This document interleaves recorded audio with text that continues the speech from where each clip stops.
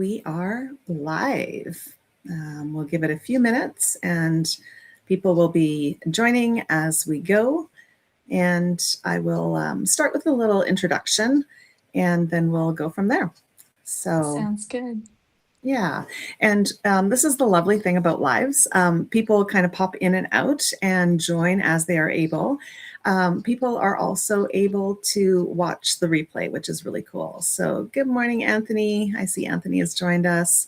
Um, yeah, and Jane is joining. Good morning. All right, well, we're going to just get started with some introductions and then we'll move from there. So, welcome everybody to Beyond Support, building a group where families feel seen. Good morning, Margaret. We are really excited to be here. This is my friend Allie, and we are trying something a little different. This is a live, but we are also planning on using this for a group that the two of us are running together where parents can actually check us out ahead of time and get a sense of who we are. So we're going to start with quick little introductions and then we'll give you a little sense of what the group is about. And I think there's going to be a really great discussion just about kind of our philosophy and our hopes and things that can be taken into relationships of all sorts. So my name is Haide Giesbrecht. I write here on Substack at Encouragement Along the Journey. I also have a more sporadic place where I'm writing called Reflections on the Sacred in the Ordinary. And I'm a therapist in my paid work. I'm a mom to 4 autistic and ADHD kiddos who are now in their between 20 and 30 in their 20s, and married to a partner who is also autistic and ADHD. And so a lot of my writing is just about things that show up in my life, and my Substack lives tend to be similar. It's like, what am I interested in talking about today? And that's where we go. So I'm really excited to have Allie Short here to join me. It is Allie's first time on a Substack live. And Allie, I'll just get you to introduce yourself. Yeah, thank you. So I'm Allie. I'm also a therapist. I recently graduated last October and just became licensed in April. So I'm pretty fresh out of grad school, but yeah, I'm really excited to be working with Heidi. We've had so much fun, and our conversations have flowed so well designing this program together. So I'm really excited to talk about it and kind of dive deeper into what it's all about. Yeah. So the really cool thing, actually, maybe I'll tell the story of our meeting, because our very first meeting, when I tell people, everyone just laughs at me. But so Shirley, who is someone that the two of us know through previous connections, had reached out to me and said, "Hey, do you remember when I told you about my idea?" And I had like this vague recollection that she had shared something with me at some point. And so I answered the question of, "Yeah, I remember you talking about that." And she's like, "Well, there's been an update. We should meet." And I'm like, "Okay." And so I thought I was meeting Shirley for coffee. And so I walk into this meeting where Allie is sitting there and Shirley and another person, and there are formal folders on the table. And I very quickly realized this is not coffee with my friend Shirley. This is something else, but I don't know what it is. And so Jenna Lee kind of starts talking about this program that they have a vision for and they've gotten a grant for. And I still have no clue why I'm in this meeting. And so I remember at the end, after she had kind of introduced everything, her saying, "So what are your thoughts?" And I kind of looked at you and you weren't saying anything right away. And I thought, well, I'm going to look really silly, so I may as well just lay the silliness out on the table. And so I remember saying, "Well, I actually don't know why I'm here, but the whole premise of this feels really interesting and really exciting." And it was about a parent and a siblings of kids with disabilities group. And so I'm like, I mean, I could work with the kids, but I'd probably be more fitted to working with the adults. But I think you're asking whether we'd be willing to like be part of creating curriculum and running a group. And then, it turned out that that was exactly what they were asking. Yeah. And so that has been the piece that we were invited to was one of our local agencies that supports families was wanting to run a group for the parents of and siblings of kids with various disabilities, just to provide a place for some education and more than that, just connection and support and feeling like, we're not alone. Um, so yeah, maybe Ali, if there's anything that you want to expound on, please go. Um, Yeah, no, I think I had a pretty similar experience. I had a voicemail from Shirley being like, "I have this really exciting project that I want you to be a part of." And I was like, "Great, okay."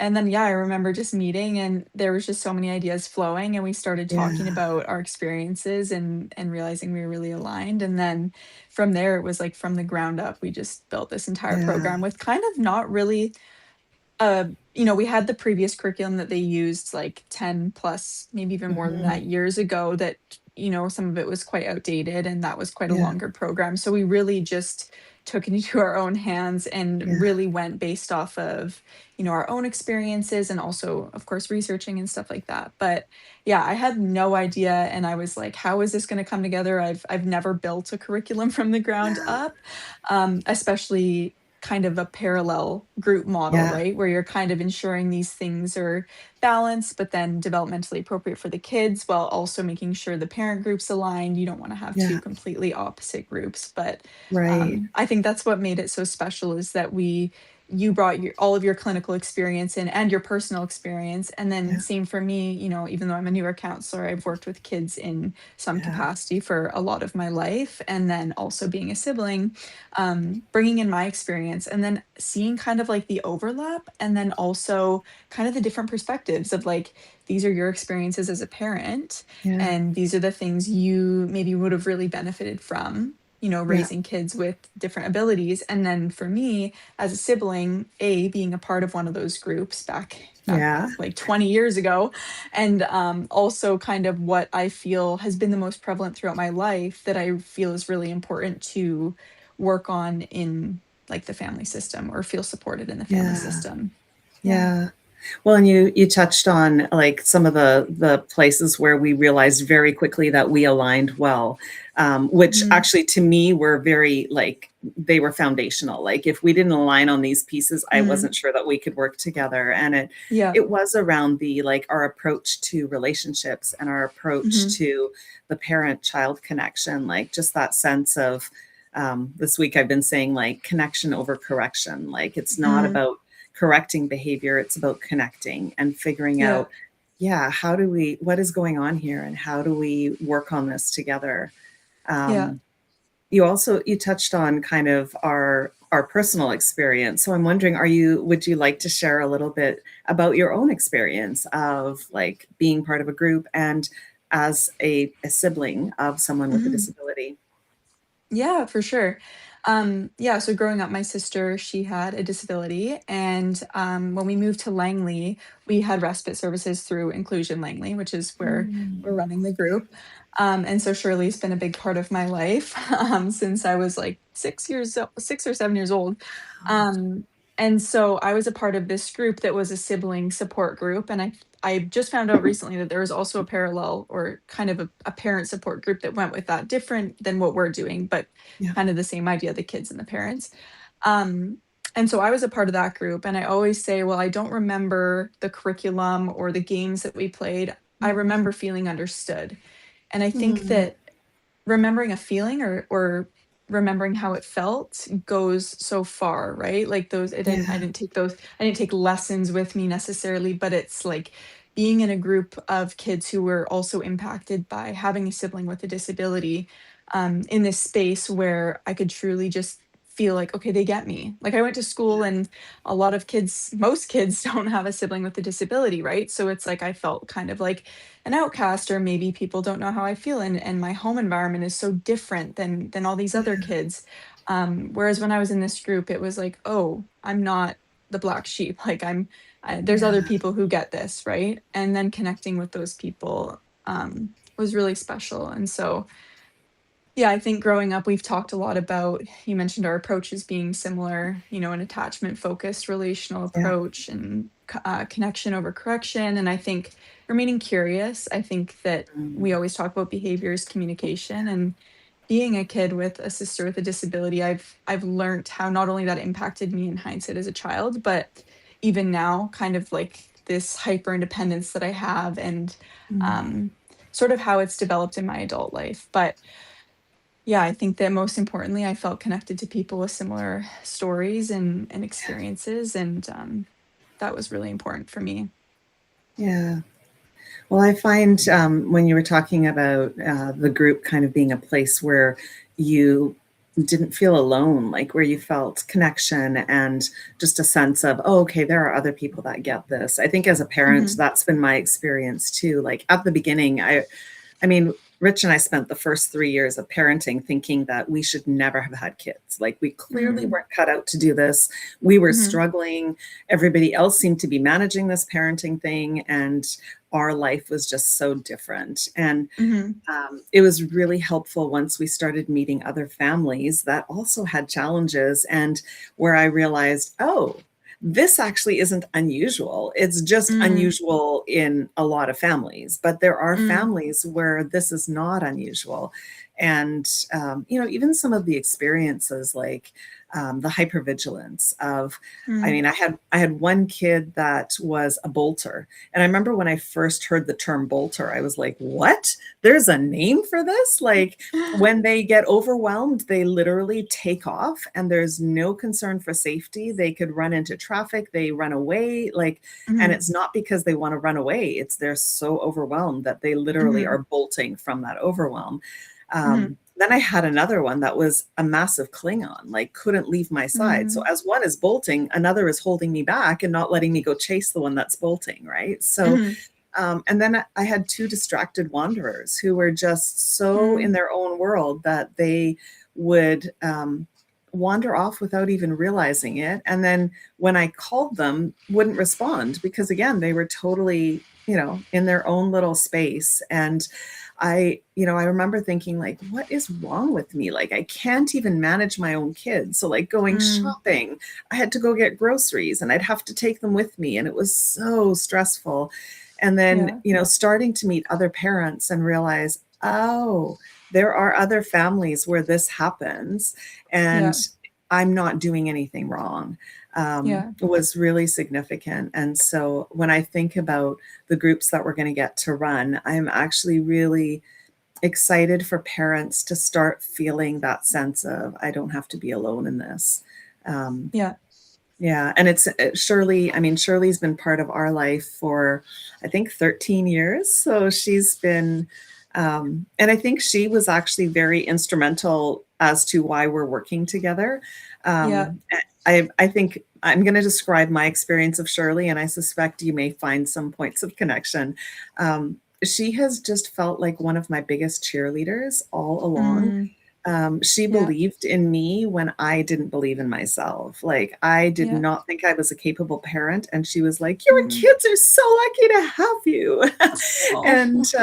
And so she's just always been like this supporter and encourager, and genuinely Mhm. like believing the best about me. Yeah. And she was also one of the people that could really see my kids. Like, she saw Yeah. them for who they were, not for the challenges that they presented. And as a Yeah. parent, that was always such a gift when someone could see my kids and love them and appreciate them, not see them as a problem to solve. Yeah. And so I think, when she thought of who did she want to do this group, she says that she had a very, like, it was not a problem for her at all. She knew exactly who she wanted, Yeah. in terms of both of us, which Yeah. was really cool. So has that Yeah. been, does that kind of mirror some of your, Yeah, yeah, definitely. And I think it's interesting too, because of course, like your experience with Shirley, she was probably helping with your respite coordination, right, with your yeah, kids. And so you guys had that connection. Like you said, she was your cheerleader. And yeah, for me, it's like I'm thinking of this. I've worked for inclusion for 4 or 5 years now doing respite. And so I've obviously know Shirley through that. But then I think yeah, even before that, like what a beautiful thing that here's Shirley and I've had a connection with her as a sibling.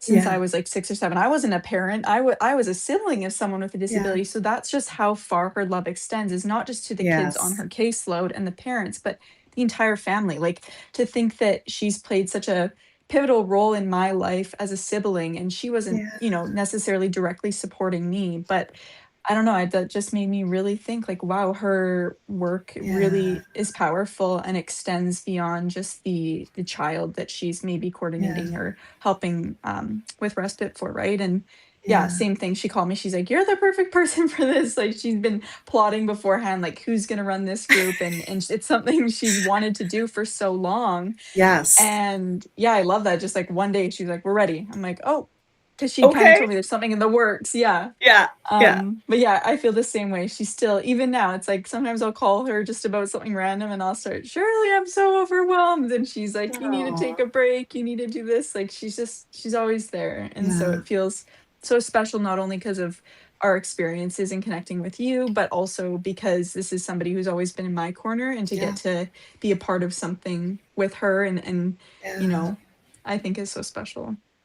Well, and it's interesting because when I think about, you talked about like we were given a very, very skeleton outline from the previous Mhm. group. And I remember looking through it, and both of us were like, I don't know. I mean, there's like a few things we could get from it, but it felt Yeah. very like, very behaviorist focused. Like, Yeah. hey, you do this and then you correct it like this. And it was all about how to control behaviors. And Yeah. both of us were like, that doesn't resonate. Like Yeah. that's not what this group needs to be about. This group is about building connection and helping parents and kids build a different kind of relationship. And Yeah. so, just as you're talking about Shirley, I'm like, okay, I totally get why she would have picked us, because I think that's actually how Shirley works as well. It's Yeah. never about fixing something that's broken. It's about Yeah. how do we connect? How do we Yeah. be present? It's actually just brought to mind this story. So my second oldest is now 25, and she is training service dogs. This is like her company that she started up, and she's doing fantastic work. She's actually the one who I said, hey, maybe for one of our group nights we should bring in some dogs. So I Yes. have put it out to her. But as part of her, she was doing one of her service dog trainer certifications, and she needed to interview someone from a local agency that provides care of some sort. And so Mm. she said to me, hey mom, do you think like I could talk to someone at Inclusion Langley? And I said, yeah, like Shirley would love to talk to you.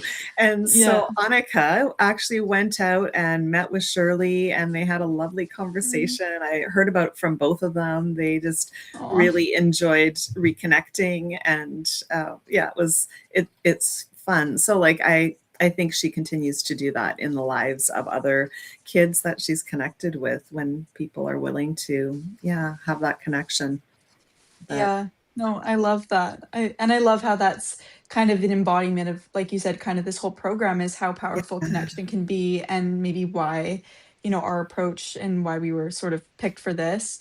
yeah, But I think that's so beautiful, and it's kind of like those really long, like, lifelong connections that are built from, yeah, programs like this, and people who genuinely really care to connect with yeah, others, right? It's not a job to Shirley, it's, so yeah, much more than that, and I think same for us with this.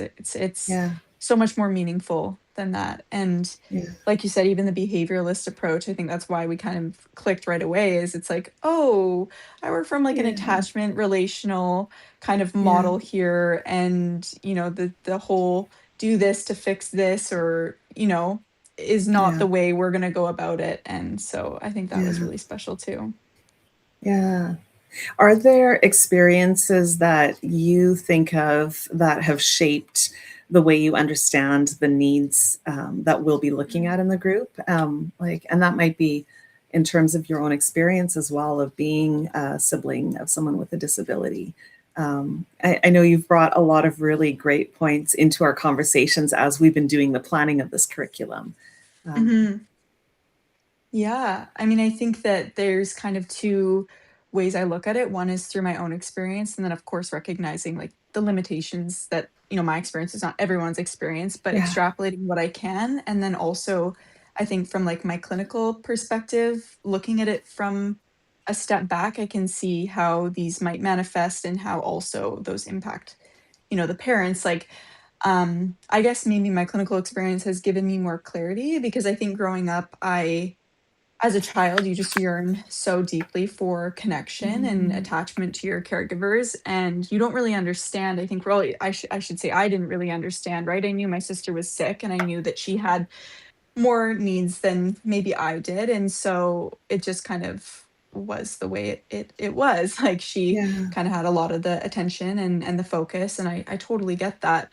Um, but at the same time, as a kid, you don't really get it. You just want connection, right? And you want that Mhm, unconditional attention and support mhm. um, from your parents. But then as I've gotten older, I can understand why you kind of have to delegate your attention and your energy to, like, we have like this glass ball, rubber ball analogy that we've been Mhm. using, where it's like you have to balance. Like, in life, there's glass balls and there's rubber balls. The rubber ones you can drop and they'll bounce back, but like the glass ones you drop and they'll shatter, right? And so Yeah, this is kind of a word salad, but I guess in some sense, it's good. seeing my own experience and my felt sense of kind of almost being, um, having to be the easy one and having to kind of Mm, learn to self soothe and self regulate, but not even regulate, I guess just more so shut down mm, um, my needs. And then as I've gotten older, have more grace and understanding from a clinical perspective of like, my mom actually just couldn't balance all of the mm, various demands, and she did her absolute best. And don't get me wrong, she was always there for me. She is a great mom. But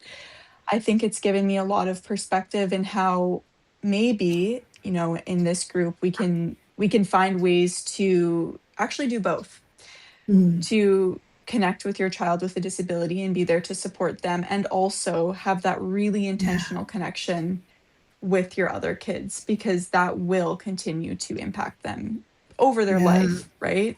And yeah. that's not to be like fearful or like this is going to be forever. It's like, actually, this is so powerful that even brief moments of intentional connection Mm, will have a positive impact over their life.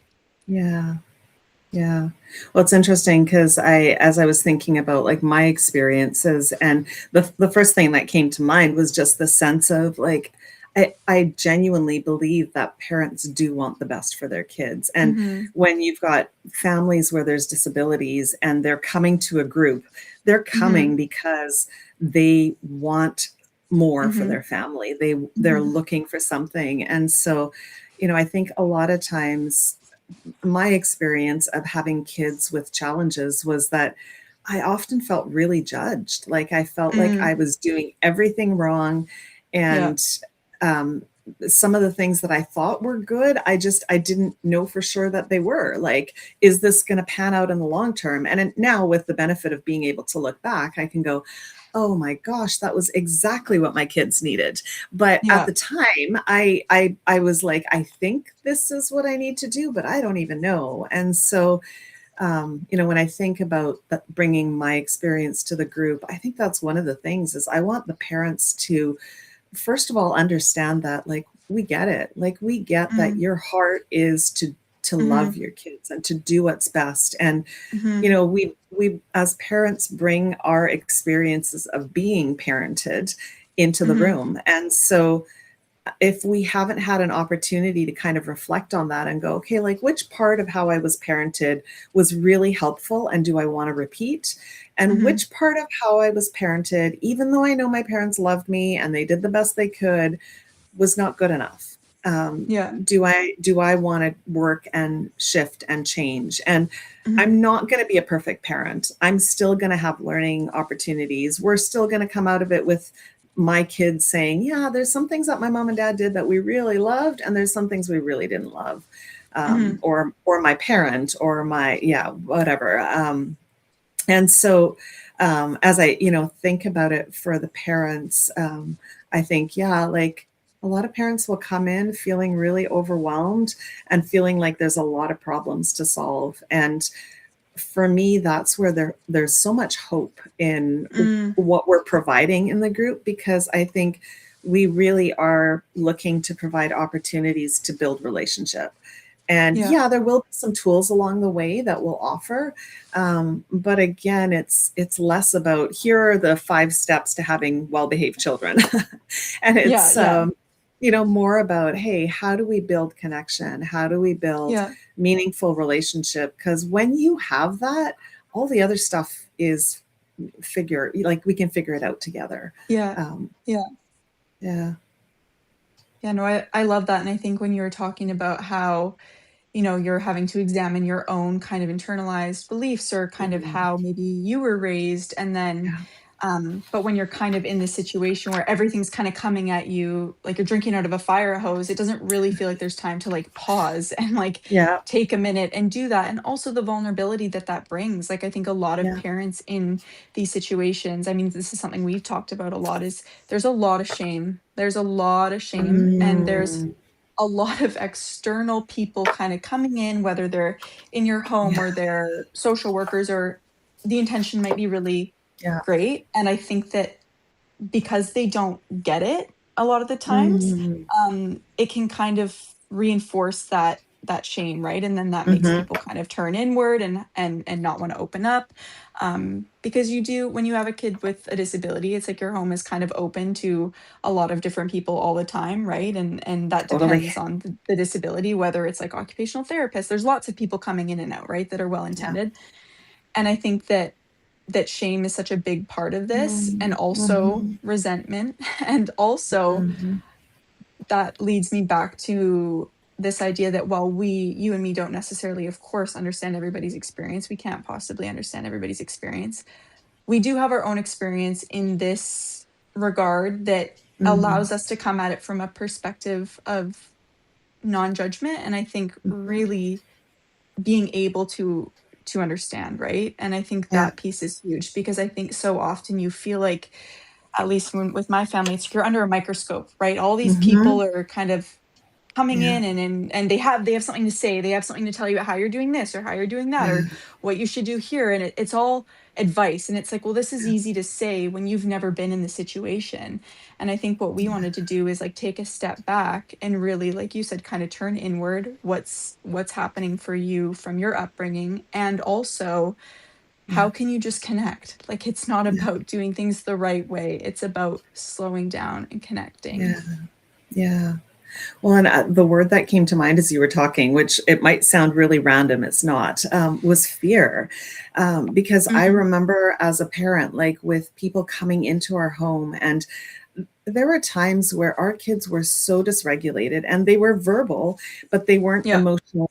So they weren't able to tell me what was going on that was bringing this dysregulation. And so we were doing so much guessing, like, is it this? Is it this? I Mm. noticed this happens right before. Maybe it's this, like really just trying to figure it out. And the kids were not able to verbalize what it was so that Yeah. we had no concept of were we getting it right until things suddenly worked.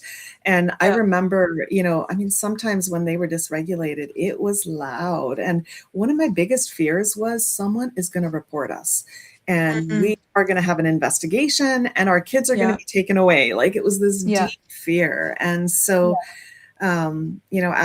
as I think about what we want to offer families in this process is, yeah, looking at some of those underlying emotions that come out for the parents and for the kids, and some Mhm. of them might overlap and some of them might be different. um, Mhm. yeah, and then it just it brought to mind the question of like, what what is it going to mean for our families for us to create this space where they feel seen rather than assessed or Yeah. judged or being told what to do. Yeah. And I know you and I have had a lot of conversations around that. Yeah, Mhm. what comes to mind for you, like with that question? Yeah, no, I definitely agree, right? That fear and that and even as a little kid, I remember, like, kind of Oh, being like, "What are all these people doing in my house?" And there's, I yeah. like, just very minute things in hindsight about, just the always, like I said, kind of people always having something to say or unsolicited advice, I guess, that was like, "Oh, you haven't walked a day in our shoes, like, you Yeah. can't we're literally doing our best here," right? And so, Yeah. I think that fear of judgment is so real, Yeah. and at the same time that you want support, it's really scary, and even just in normal life, it's hard enough for people to go and open up. And then I think especially when there's like the factors of like, are my kids, is social services going to get called? Am I Yeah. doing things wrong? I can't even, maybe my kids can't communicate verbally and I'm guessing. And Yeah. like, I'm not a parent, but it's hard enough to raise kids Yeah. that don't have any sort of different abilities or Yeah. whatnot, right? And then when you add on these different factors and stressors, it's like you can become totally like paralyzed, like I don't even know what to Yeah. do, right? And so Yeah. just having that space to feel supported, and I think especially for the parents, start to recognize that they're not alone in these feelings, like Yeah. you said, right? And then even Yeah. for the kids, it'll be different developmentally, but I think being able to talk about and interact more so through play, um, Mm. and have this kind of pure understanding of emotions and kind of Mhm. learning how to name them, and Yeah. having the parents kind of parallel that week to week so that they Yeah. can go home and really not implement these tasks that we've given them per se, but talk the talk. Like we're kind of using this new language and really getting comfortable with those emotional words and realizing that that's not a shortcoming of the parent. Like if your kid's mad, that's not a shortcoming. Yeah. That's actually amazing that your kid can express to you that they're mad. It's like, wow, Yes. they feel safe enough to tell you what they're feeling, right? Yeah. And kind of not reframing in a behavioral sense, but kind of looking at it through a different lens, right? Yeah. Well, and I think what I'm excited about for this group is, so I guess we haven't really given any details about the group, but it's going to be a 6-week group where Mhm, parents and siblings will be there at the same time in 2 different spaces. So the parents will be mhm, with me, kids will be with Ali. We'll have some other support staff there as well. And it'll be an opportunity to work through kind of a theme each day, and the kids and the parents are working on the same theme. And I love it mhm, because we've been really intentional about how we're going to use language and some of the language that we want to use that they'll be able to share with each other, and even some invitations at the end for connecting activities. So again, not mhm. fixing something, but like built right into the structure of the program is this opportunity to, at the end of the night, have families connect with each other. And I'm really excited about it because I think, like, when I think about the parents and how are we trying to create a space where they don't feel assessed or judged. Um, my partner and I always use the language, we prefer something that is descriptive rather than prescriptive. So Mhm. I'm not big about like, here are the 5 steps you need to do to have a healthy child. Yeah. But I'm happy to share my experience and invite you to say, how does that connect with you? What resonates with Mhm, you? Which part mhm, of that makes you go, oh, I've never thought about it that way? mhm, And so, thinking about the parents, like, we're going to be offering them information. But I think with both the parents and the kids, one of the things that we've talked really intentionally about is having them reconnect with themselves. Because yeah, I think the parents are often so aware of what's going on with kids and trying to solve things and trying to make things work well. And I mean, I know in your description of being a sibling, as a sibling, you were so aware of what was going on around you and trying not mm, to cause any disruption. And so mhm, I think the parallel in that for parents and kids is this sense of being so focused on what's going on that you lose touch with yourself. yeah, And I think that's one of the invitations of this group is it's giving language, it's giving a framework, and in some ways it's giving an invitation to like check in with, where am I at in all of this? How am I functioning? What am I learning? yeah, What am I experiencing? And so, yeah, my hope for the parents is that they would come away from this feeling really affirmed. Like, yes, I love my kids. I'm doing the best I can. And part of that is I'm open to keep learning and being curious and finding mhm, ways to connect. I don't have to know it all. I don't have to mhm, do it all perfectly. If at the end of the day, my kid is deeply connected to me and knows that I love them and I'm here for them, I've done my job as a parent. Um, Mhm. yeah. Yeah, no, I love that, and I think that's what when you were saying descriptive versus prescriptive, it's like I think sometimes people want answers. I know I'm the type of person that like sometimes I go somewhere and I'm like, Just tell me what to do. Just tell me what to do and I'll do it." And that Mhm. would make everything good. And I think sometimes when you actually turn it on to the person to actually turn inward, because like you said earlier, clients, or in this case the parents, are the Yeah. experts in their own lived experience. Like we have our own experiences that can maybe inform how we go into this, and they're actually the expert in their experience, but Yeah. unless they have the time to intentionally pause and think about, Yeah. themselves. And I think again that I just keep thinking of this shame, right? Like, well, if I can't even Mhm. make time for all my kids, how can I possibly take time for myself, right? It's this Yeah. selfless approach that actually ends up um I Harming. think hurting. Yeah, yeah, Yeah. exactly, right? Because it feels, maybe there's a feeling of like selfishness, or Mhm. I can't take this time to take care of myself or be intentional. I have to get this done. I have to be go, go, go, go, go. Mhm. And that's like a nervous system adaptation to the environment you've been in, right? Is maybe that Yeah. you have had to get through your life by just constantly being on the hamster wheel. And like you said, this is kind of an invitation to pause. It's not sitting here telling people how to parent. It's Yeah. like, let's slow down, let's examine some of maybe our own beliefs and our own feelings toward how our child's responding and what that might mean about me as a parent. And so I think that's really beautiful that instead Yeah. of having this like behavioral, or like, and some behavioralism works in some cases, and Yeah. there's a place for it, but I think that in this case it's actually more about that connection, and not Yeah. only within themselves but with their kids. Yeah. Yeah.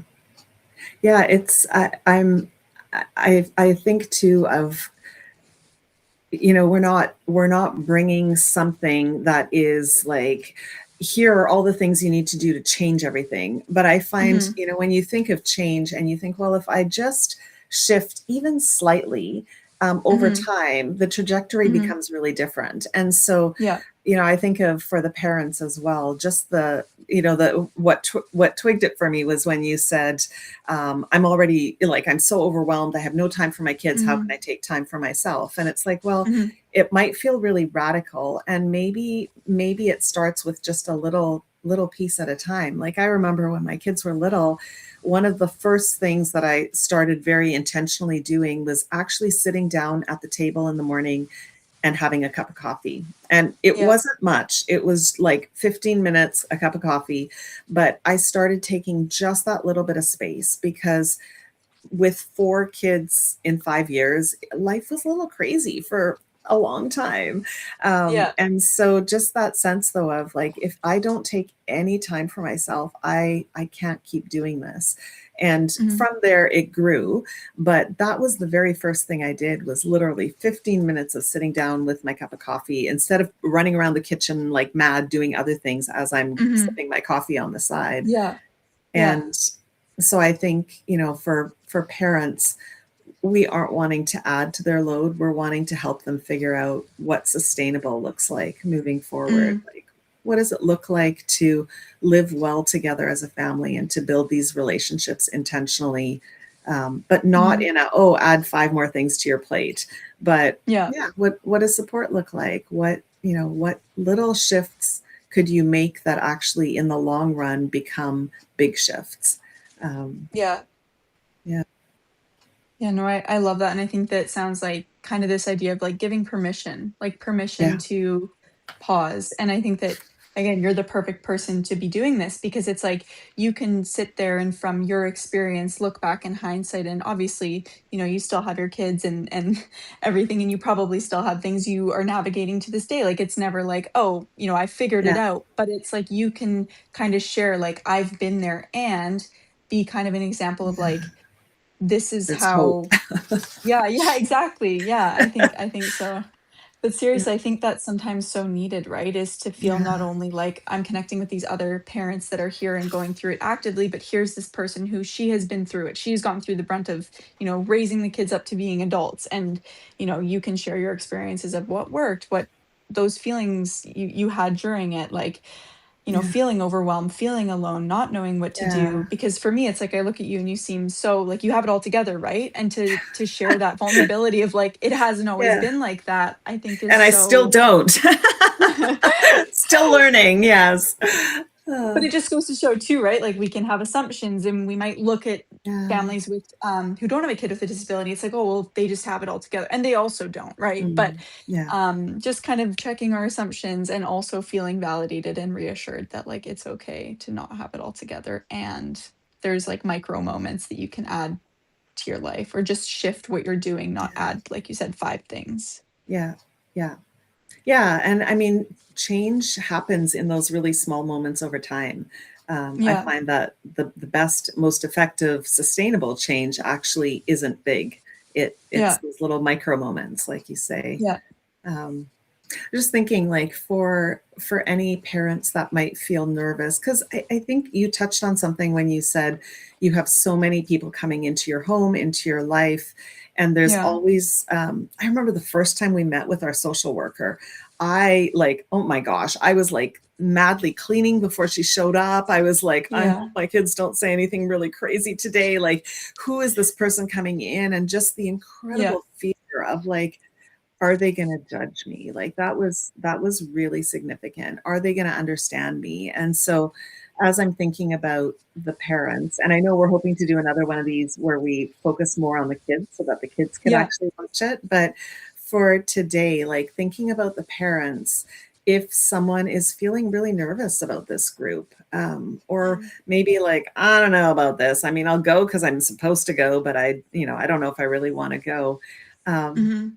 what can we offer them in terms of, yeah, just uh, an awareness, an invitation, Mhm. to help them with those feelings of nervousness or uncertainty? Yeah. I mean, that's a good question. I think that first and foremost, like nobody's ever going to be forced to share anything that they're not comfortable Mm, sharing. And yeah, so I think that sometimes it can feel like your life is, like you said, kind of like on this display. It's like that is not what this group is about. no, It's not about opening up your deepest, darkest secrets and shames and fears. And of course, if those shames and fears or whatever they might be come up naturally, then that's okay. And you're welcome to share within a hmm, contained way, right? But I think just being reassured that this is not about us putting people under a microscope. We're not there to investigate and see if you're doing it right. It's yeah, it's not about that. It's like this is to support. It's really for supporting them and their yeah, families in a way that feels comfortable for them. yeah, What would you say? I haven't actually really thought about that yeah. much till you asked that. Well, I mean, the very first thought that came to mind is just, and we're going to touch on this in the group, is emotions are just indicators that something's going on. And Yeah. so, like, yeah, if you're feeling nervous, I think that's pretty normal. Yeah. And I would say, like, honor whatever emotions are there and know exactly like the heart of this group and what we're bringing to the group really is about.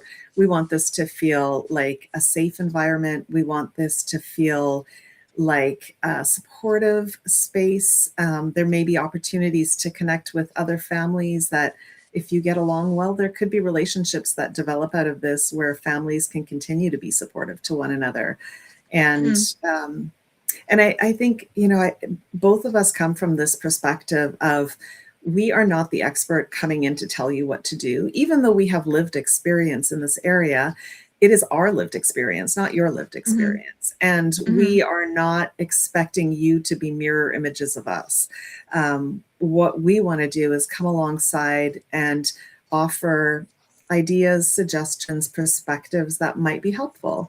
And mm, then encourage you to figure out what works best for your family. Because I think mhm, we did some with school. We ended up homeschooling, and eventually we found our way to unschooling. And so people who are unfamiliar with that, kind of a very broad umbrella definition would be all of life is learning. You don't mm, necessarily follow curriculum. You live life and you learn by living life. And so for my kids, that looked different for each one of them. So my oldest was like loved science encyclopedias, and with Magic Treehouse kids books, there's always like the science companion. And so they were all about the science companion. They didn't actually want the story about the kids, they just Mhm. wanted the science stuff. My second was all about workbooks and journals and creating things. And Mm. so we did have curriculum, but it wasn't because it was being put on her, it was something that she chose. My son was all about like the kits where you build a volcano and it explodes, and the Yeah. science kits and the magnetic things and whatever. And then my youngest was hands on, like the cash register and the scale where you put things on either side to see which side is heavier and things like that. And what we discovered at some point was actually we took some of that philosophy and we brought it over into the area of disability in our kids' Mhm. lives. And like we had lots of different supports in place, and some of them were there because we as parents were like, this is kind of important. So speech therapy wasn't something my kids loved, but you couldn't understand what they were saying for two of them in particular. And so speech Yeah. therapy was actually like a life skill. And so we would talk about why we were doing speech therapy and that it wasn't going to be forever, but we felt it was really important. But then there were Mhm. other activities that they did because we thought they would be good, like therapeutic riding. And they had, a special homeschool gymnastics class that was a small group of Mm. kids, and, different things. And I remember at one point thinking, if we're doing this unschooling thing with school, wouldn't it make sense to do it in terms of their disability as well? And so we Mm. actually, like every summer, we would sit down and plan out kind of what our next school season would look like. And I remember that year sitting down with them, and I had made a list of like all the support people that were coming into our house, the respite providers, the Mm. OT, the activities they were doing. And we basically just talked with them about all of it and said, okay, what do you think about this person? Like, are you Mm. finding that it's helpful that they're coming in? Is there anything you'd want them to do differently? And just really allowing them to have a say over, yes, I want to continue this. No, I don't want to continue Mm. this. And Mhm. the really interesting thing was that that was one of our most dramatic years of change with the kids. And Wow. it blew me away because it was this Yeah. total, like, unexpected moment. It wasn't any great, wonderful realization that I had had. It literally was, "How do we do this? Like, let's Yeah. try this out and see what happens." And Yeah. it ended up being radical for our family. And as I kind of reflected back on that, it was like, what was it about that? Like, why was that Mm. so significant? And I think, two things came out of that. And one was my kids had a voice. Yeah. Um, they got to say what worked for them and what didn't work for them. And the second part of it is we weren't making it work by anybody else's standards. We were figuring out, what does our family need? What does the Yeah. way we do life need this to look Mhm. like? And so when I think of parents coming in and feeling nervous, what I want them to know is, my hope for you is that anything you get out of the group, first of all, helps you feel like somebody gets me, somebody Mhm. sees me, somebody Mhm. values who I am as a parent, much in the way Shirley did that for me. Yeah. And secondly, I want you to take whatever is helpful out of this and figure out what that looks like for your family. Yeah. And that might look different than it did for my family, and that's okay, because it Mhm. really, I think it is about that self-directed learning, in a parenting family relationship sort of way. So those were some of the thoughts that came to mind as I was listening to you, and it's like, okay, yeah, this. So Yeah, yeah. no, I love that, and when you were talking about it, I'm like, "Oh, there's so much agency," right? Like, giving like you said, that Yes.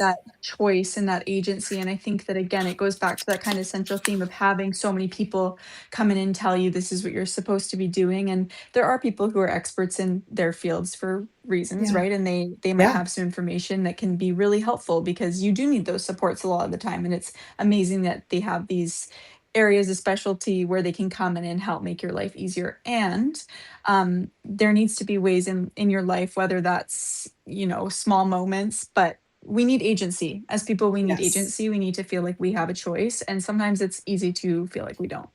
And Yeah. especially when you get tired and when you're overwhelmed and you're just like, okay, I Yeah. guess this is what I'm supposed to do, right? But I Yeah. think even for the kids, right? Like this is, maybe we'll get more into it next time, but I Yes. think my kind of approach even with kids in a therapeutic setting is I use a lot of like child-centered play therapy. Like I'm not there to have a curriculum and teach them about emotions. I'm there to really give them the choice and give them the autonomy and have various options. And I think that obviously in a group setting that looks a little bit different. But Mhm. of course, if a child comes to this group and they don't want to do the activity we're doing, that's okay. We have volunteers there that are going to be able to like take them aside or go outside for a minute. And that's really, I think, serves as like a microcosm for what we hope to maybe carry forward, is that like Mhm. obviously when you have a lot of kids, that's there's not always the option to give them all the choice that they want, but micro moments of choice mean Mhm. so much more than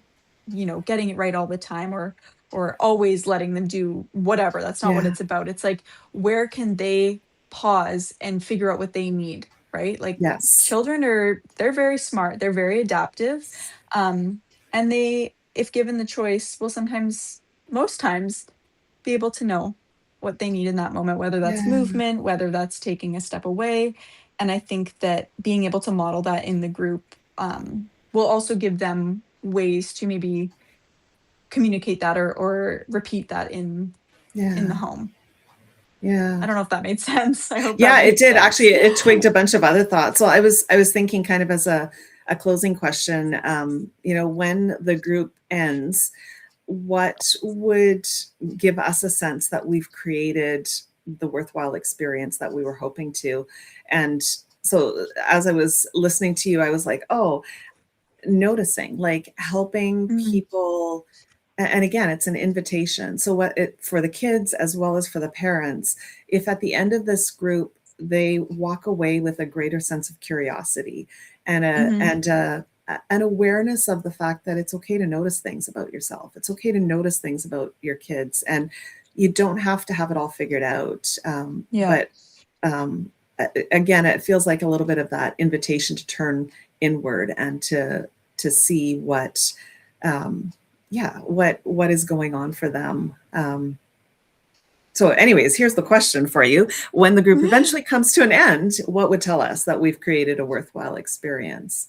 And I Mm, realize I had the question in my head, so you haven't had it, so I'll answer it first and then I'll let you kind of add okay. to it. So yeah, I think that noticing piece is one that's really important to me. Like for people to walk away with curiosity, and you used that word earlier, and I think we've been very intentional in even one of the handouts that we're creating that is actually being designed by a person with a disability, which I'm really excited about, is an invitation to curiosity. Mm, And so, yeah, if parents and kids walk away with a sense of we don't have to know it all, but let's be open to finding out what's going on. Let's be open to asking questions. Let's be open to hearing from each other. And I think in a lot of ways for parents that might actually take some of the pressure off, because I yeah. know like the growing up in a very traditional parenting sort of way can sometimes make you feel like as the parent you always have to know everything and you have to handle things perfectly and you have to have all the answers. And it's you can't. Like that's not reasonable. But if as a parent you get to show up and be curious and be connected, and when you don't know, to say, that's a really good question. I think I'm going to need to think about that. Like, that is Mhm, totally acceptable to say to your child. You don't have to have an mhm, answer and know everything right away. Um, I think the second part for me would be that if families come out of this experience feeling more connected, I would be absolutely delighted. As a bonus, if they have connections with other families, that's really cool. Um, and then the last one I thought of was just an increased sense of confidence. Like, yeah, we do know our family best. We do know what we need, and if we are all willing to talk with each other and to be willing to listen. We can figure this Mm, out together in a way that works for our family. So I think those would be some of my, like, if people walk away with that, this would feel like it's been a very worthwhile experience. Yeah. What about for you? yeah, just to kind of echo, I mean, I guess in a different way, Yeah. similarly, like connecting maybe within the group and feeling less Mm, alone. I think feeling maybe even just slightly more understood, right? I think that can yeah. alleviate, like you said, some of that pressure. And I keep going back again. It's like our two main words: curiosity over Okay. connection, or sorry, curiosity over correction. Yes. Um, and I'm thinking our groups again hopefully will serve as a microcosm to embody that outside of the group. Like, we're not there to correct, we're there to remain curious and to Yeah. facilitate digging deeper and being curious about what works, what maybe doesn't work, and leaving the group with maybe a more, at least for the parents, felt sense of like, I am doing enough, like I am good enough Yes. at this, right? um, Yes. and for the kids, I think feeling, it depends on, again, we don't totally have the age range yet. So developmentally, it kind of depends whether it's like 7 to 9 or, 9, 10, 11.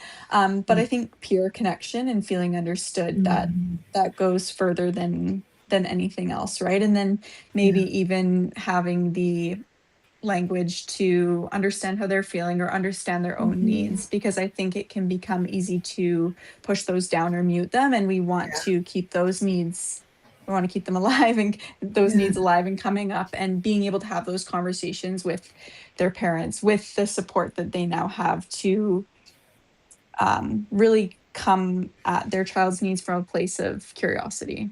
If Yeah. that makes sense. I feel like I It totally just echoed what does. you're saying, but yeah.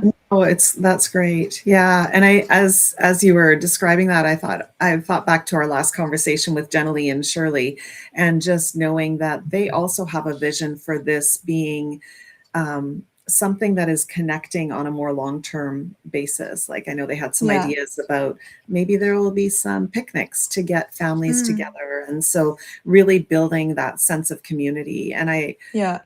I know from our journey, and this might be true for you as well, the more we felt like we weren't alone, that we weren't Mhm. some anomaly that nobody understood, the easier it became to actually feel more confident as parents. The Mm, easier it became to feel like, yeah, our family is a little different. And you know what? That's really cool, rather than yeah. feeling like what's wrong with us. And so I'm excited to see where this goes. I mean, at this point, we were brought on board to develop the curriculum, which we've done. We are delivering it in full this week, and then step two will be running the 6-week group starting in the fall.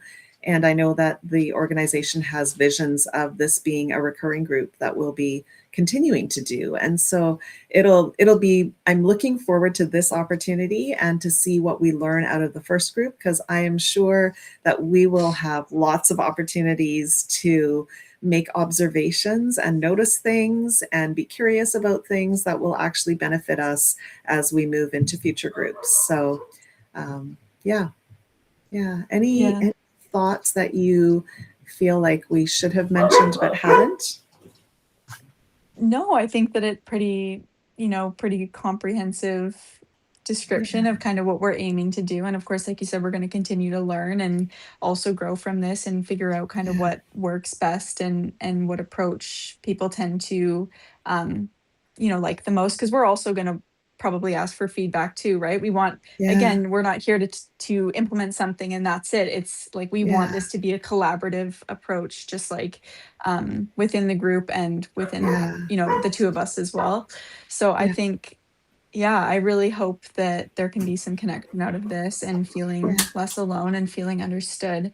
I think that's the whole kind of yeah. aim of the group. And I'm really excited to run it and have our curriculum fully developed. It's been a work in progress, and it Mhm. feels like there's no means to an end. Like, we can keep working and working and working at it. But I think that we have our program. We're Yeah, also not going into it super rigidly, like we need to get these things done. Like we said, yeah, it's a flexible approach. So we're going to really center people's voices and their experiences as kind of the cornerstone of the yeah. group. Well, and I'm looking at the list of people who have joined us, and there are some amazing people who bring some wisdom and knowledge. And so I'm just to all of you who are part of this, and I guess to those who will listen in the replay, if as we've been talking, there's anything that comes to mind where you're like, oh, they should really think about this or they should include that. I welcome you. Like, please DM me and send ideas if there's something that has jumped out for you, or if there's something that we said that you're like, oh, I think this will be really, really helpful. Like, we would love any feedback that you can offer, because this is a work in progress. It's exciting to be doing this. And Ali and I did not know each other before this, but we've gotten to know each other a bit. And I think it's going to be a really nice working together. So I'm looking forward to it. So, yeah. Me And, too. thank you so much, Ali, for being willing to do this. I know this was like hey, this is an idea I have.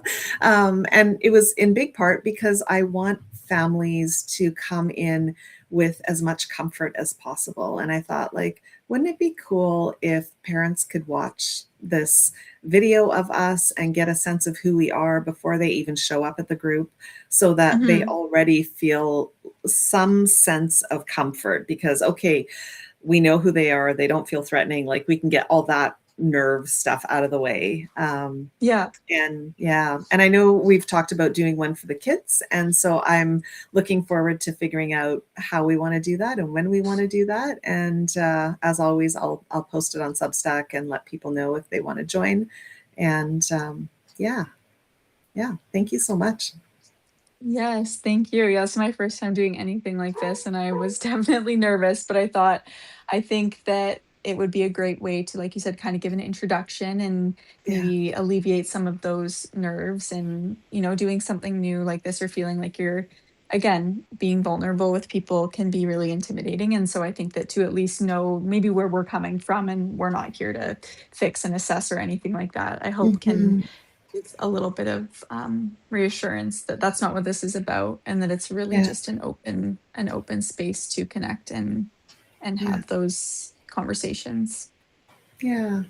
Awesome. Well, thank you so Thank you so much. It's much. been great. And I hope you enjoy the rest of your day. And thank you, everyone who joined. And as I said, yeah, if you've got some ideas, feel free to message because we'd love to hear them. So, all right. Yes, thank you. Thank you Happy, so I much, think it's Heidi. Wednesday, right? I think it's Wednesday. Yes. I've kind of lost track of time. So happy Wednesday, everyone. And we'll see you next time.